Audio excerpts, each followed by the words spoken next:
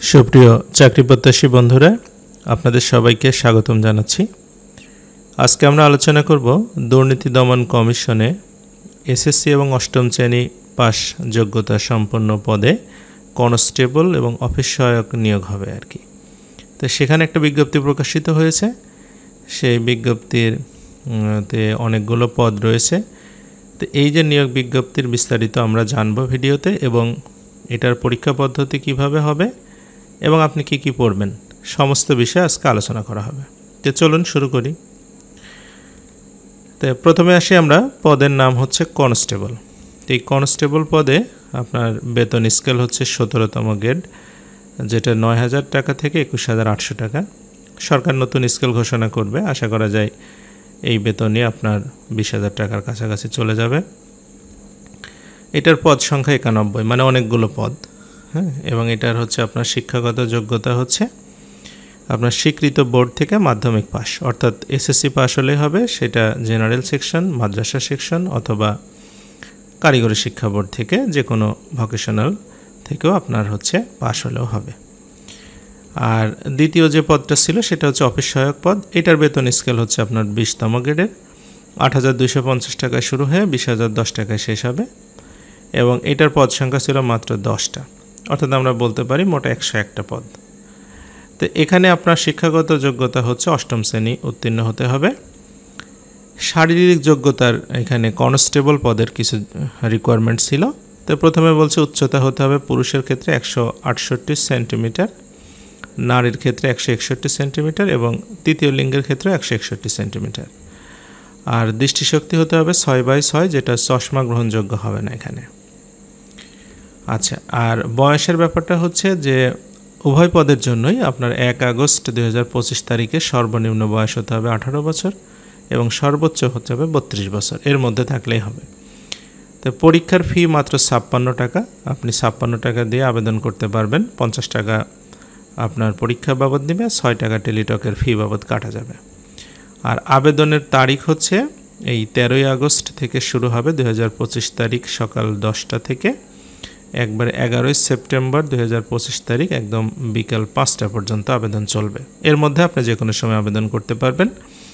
এটার লিঙ্কটা হচ্ছে http://acc.teletalk.com.bd, এই অ্যাড্রেসটা আমি ডিসক্রিপশন বক্সে দিয়ে দেবো, ক্লিক করলে আপনারা আবেদন করতে পারবেন। তো এখানে হচ্ছে একজন প্রার্থী একাধিক পদে আবেদন করতে পারবে না, অর্থাৎ আপনি যদি কনস্টেবল পদে আবেদন করেন তাহলে অফিস সহায়ক পদে আবেদন করা যাবে না।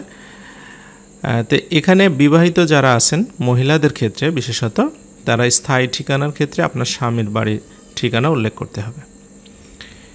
শিক্ষাগত যোগ্যতা যদি আপনার বেশি থাকে, ধরেন অষ্টম শ্রেণী পাশে আপনি আবেদন করেছেন, বাট আপনি এসএসসি পাস অথবা এসএসসি পাস এরকম যদি হয়, বা আপনি এসএসসি পাসের যোগ্যতা আবেদন করেছেন কিন্তু আপনি পাস করেছেন অনার্স পাস, তাহলে সেটা উল্লেখ করতে হবে।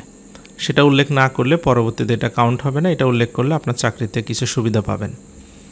আর বিদেশি যদি কাউকে বিয়ে করার চিন্তা থাকে বা বিয়ে করে থাকে, তাহলে সে আবেদন করতে পারবে না।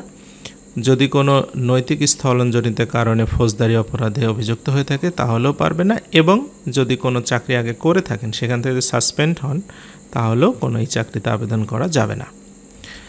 আচ্ছা, পরীক্ষা পদ্ধতি কেমন হবে? অফিস সহায়ক এবং কনস্টেবল পদে একই সিস্টেমে পরীক্ষা হবে। তো এখানে এমসিকিউ পরীক্ষা হবে। এমসিকিউ পদ্ধতিতে পরীক্ষাটা হবে, সময় থাকবে মাত্র 30 মিনিট, অর্থাৎ আপনাকে খুব সুন্দর করে গোছালো প্রস্তুতি নিয়ে পরীক্ষা দিতে হবে। কিন্তু পূর্ণমান 70, অর্থাৎ 70টা প্রশ্ন আপনাকে 30 মিনিটের মধ্যে আনসার করতে হবে। এইটা আপনার হচ্ছে এরকম হতে পারে যে 35টা প্রশ্ন 30 মিনিট সময়, 70 মার্ক, 2 মার্ক করে হতে পারে। তো যেটাই হোক না কেন, এখানে আপনার সময় একদমই খুব কম এবং পরীক্ষার মানটা অনেক বেশি, এবং মৌখিক পরীক্ষা হবে 30 মার্কের। এই সর্বমোট 100 মার্কের উপরে ভিত্তি করে আপনার রেজাল্ট প্রস্তুত হবে। আচ্ছা, এখন কোন কোন বিষয় থেকে প্রশ্ন হবে? তো এখানে বাংলা, ইংরেজি, গণিত এবং সাধারণ জ্ঞান, 4টা বিষয় থেকে প্রশ্ন হবে। এখানে বিজ্ঞান, ভূগোল বা এগুলো বিষয়ে কোনো প্রশ্ন হবে না। এই 4টা থেকেই প্রশ্ন হবে। এবং এখান থেকে আপনারা আসলে কি পড়বেন? প্রথমেই আমরা তাহলে বাংলা দিয়ে শুরু করি, যে বাংলাতে আপনি কি পড়বেন। বাংলা ব্যাকরণে আসি। বাংলা ব্যাকরণের বিষয়টা দেখেন, অনেকগুলো চ্যাপ্টার রয়েছে। আপনি হচ্ছে এখানে অল্প কিছু প্রশ্ন হবে। আপনি যদি আমি যে চ্যাপ্টারগুলোর নাম বলবো, যেমন ধ্বনি, বর্ণ, সন্ধি, কারক, সমাস, শব্দ, আপনার বাগধারা, এক কথায় প্রকাশ, বাংলা বানান, আপনি যদি এইগুলো চ্যাপ্টারগুলো একটু মনোযোগ দিয়ে পড়েন, এর বাইরে প্রশ্ন সচরাচর হয় না। এবং অল্প কিছু প্রশ্ন এই কয়েকটা চ্যাপ্টারের মধ্যে থেকে আসবে। আরও জটিল চ্যাপ্টার অনেকগুলো রয়েছে, সেগুলো আপনি স্কিপ করলে অল্প সময়ের ভেতরে একটা ভালো প্রস্তুতি নিতে পারবেন। এইগুলো যদি আপনি 2-3 বার রিভিশন করেন তাহলে আপনার প্রস্তুতিটা আরও ভালো হবে। এরপরে আমরা চলে আসি বাংলা সাহিত্যে। বাংলা সাহিত্যে আমরা 10 জন কবি সাহিত্যিকের নাম পড়ব ভালোভাবে, তাদের জীবনী সহ, যেমন ফারুক আহমদ, গোলাম মোস্তফা, আল মাহমুদ, সেলিম আল দিন, কাজী নজরুল ইসলাম, ইসমাইল হোসেন সিরাজি, কায়কোবাদ, আলাউদ্দিন আল আজাদ, জসিমউদ্দিন এবং আবু ইসহাক। আপনি যদি এনাদের জীবনীগুলো পড়েন, এখন এগুলো থেকে বেশি প্রশ্ন হচ্ছে, আপনি সেগুলো এখান থেকে কমন পাবেন। আর সাহিত্য থেকে হয়তো বা 2-3টা প্রশ্ন হবে, বেশি না। এই 10 জনের জীবনী একটু পড়ে নিলেই আপনার হয়ে যাবে, কোনো অন্য কিছু পড়তে হবে না আমি আশা করি। এরপরে আমরা চলে আসি গণিতে। তো গণিত তো অনেক বড় একটা সিলেবাস, এখান থেকে দেখা যাচ্ছে আপনার প্রায় 20 মার্কের প্রশ্ন থাকবে। তো সেক্ষেত্রে আপনার শতকরা, লাভ ক্ষতি, গড় বয়স, সুদ কষা এবং অনুপাত, আপনি যদি পাটিগণিত থেকে এই 5টা চ্যাপ্টার পড়েন খুব ভালোভাবে, তাহলে অবশ্যই আপনি গণিতে ভালো করতে পারবেন। আর বীজগণিত থেকে মান নির্ণয়, উৎপাদক, সমীকরণ, এই 3টা চ্যাপ্টার যদি পড়েন তাহলে আপনি ওখান থেকে 2-3টা প্রশ্ন আসবে, 3 চ্যাপ্টার থেকে ভালো করতে পারবেন। পাশাপাশি জ্যামিতি এবং পরিমিতি থেকে হয়তো 2টা 4টা প্রশ্ন আসতে পারে, জ্যামিতি পরিমিতি পড়বেন। আর সূচক লগ থেকে 1টা বা 2টা প্রশ্ন আসে, এই সব মিলে আপনার 15 থেকে 20টা প্রশ্ন হবে। তো এই 10টা চ্যাপ্টার আপনাকে পড়তেই হবে। একটা গণিতে আপনার 30টা 40টা চ্যাপ্টার থাকে, যার মধ্যে এই 10টা চ্যাপ্টার হচ্ছে আপনার জন্য অবশ্যম্ভাবী। সাধারণ জ্ঞানে চলে যায়। বাংলাদেশ বিষয়ে বলি, আসলে সাধারণ জ্ঞান কোথা থেকে আসে স্পেসিফিক্যালি বলা কঠিন, তবে প্রশ্ন অ্যানালাইসিস করে দেখা যায় বাংলাদেশের ভূপ্রকৃতি, জলবায়ু, বাংলাদেশের সম্পদ, বাংলাদেশের আপনার ভৌগোলিক যে অবস্থান সেটা, আদিবাসী প্রত্নতত্ত্ব, বাংলাদেশের সংবিধান, বিচার ব্যবস্থা এবং আমাদের সংক্ষিপ্ত কিছু ইতিহাস পড়তে হবে। যেমন আমাদের 1204 সালে বখতিয়ার খলজির যে বঙ্গবিজয় থেকে শুরু করে পলাশীর যুদ্ধ পর্যন্ত, পাশাপাশি মুক্তিযুদ্ধ নিয়ে, মুক্তিযুদ্ধের সেক্টর, মুক্তিযুদ্ধের ঘোষণা, এরকম অল্প কিছু সামান্য কিছু প্রশ্ন, মুক্তিযুদ্ধের স্মৃতিস্তম্ভ সহ অল্প সামান্য কিছু ইতিহাস আপনি পড়বেন।